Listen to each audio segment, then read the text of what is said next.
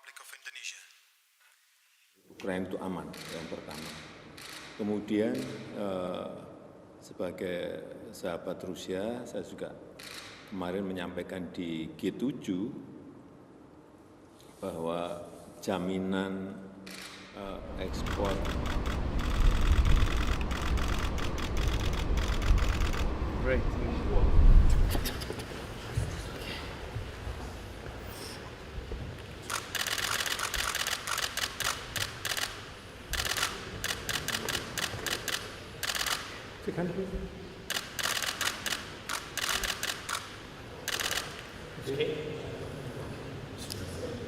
Ukraina itu aman, yang pertama.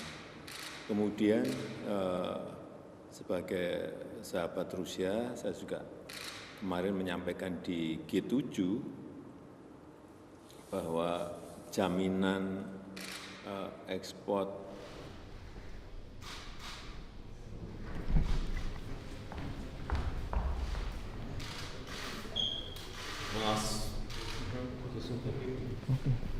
Дуже дякую.